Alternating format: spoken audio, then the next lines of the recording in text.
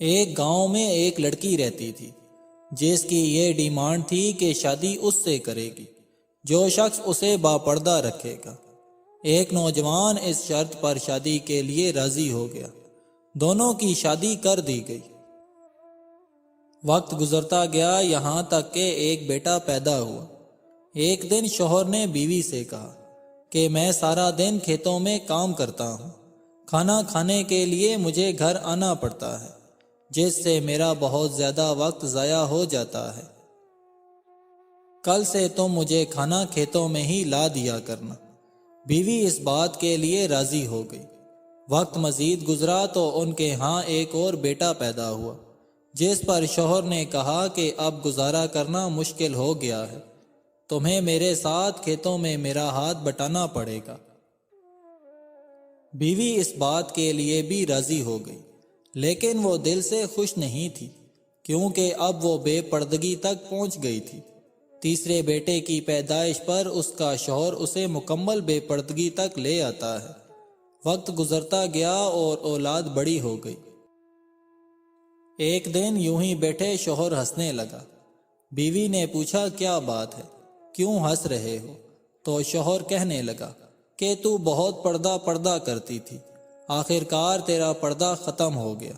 کیا فرق پڑا تجھے پردے سے؟ بے پردگی بھی تو ویسے ہی گزر رہی ہے۔ بیوی نے کہا کہ تم ساتھ والے کمرے میں چھپ کر بیٹھ جاؤ، میں تمہیں پردے اور بے پردگی کا فرق سمجھاتی ہوں۔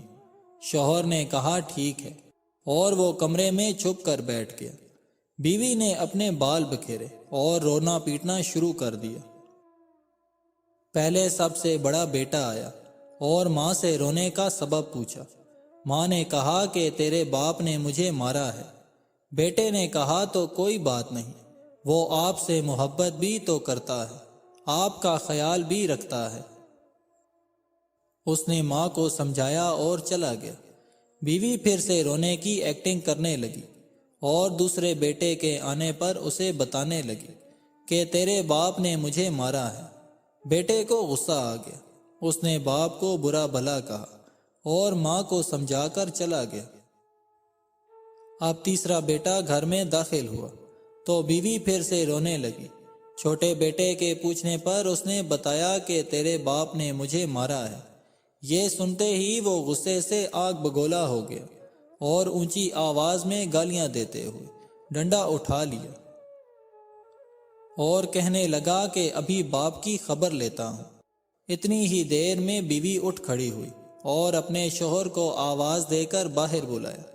پھر کہنے لگی کہ میرا پہلا بیٹا پردے میں ہوا تھا، اس لیے اس نے تیرا پردہ رکھا۔ دوسرا نیم پردے کے زمانے میں پیدا ہوا، اس لیے اس نے تیری آدھی لاج رکھی، جبکہ تیسرا بیٹا جو مکمل بے پردگی میں پیدا ہوا تھا، وہ مکمل طور پر تیری عزت کا پردہ اتارنے لگا۔ سبق یہ ہے کہ پردہ عورت کا فطری تقاضا ہے اور جو اللہ تعالیٰ کی طرف سے حکم بھی ہے، جس کی بے شمار حکمتیں خالق ہی جانتا ہے۔ اور یہ دنیاوی قاعدہ بھی ہے کہ اگر آپ کسی گاڑی کو چلانے کے لیے اس کی ہدایت کے بغیر چلانا شروع کر دیں تو وہ یقیناً برباد ہو جائے گی۔ بات ہے تو کڑوی لیکن ہے سچی کہ ایک مرد کی غیرت کا اندازہ اس کی عورت کے لباس اور پردے سے لگایا جا سکتا ہے۔ خواہشات اپنی مرضی سے اٹھائے ہوئے بوجھ ہیں۔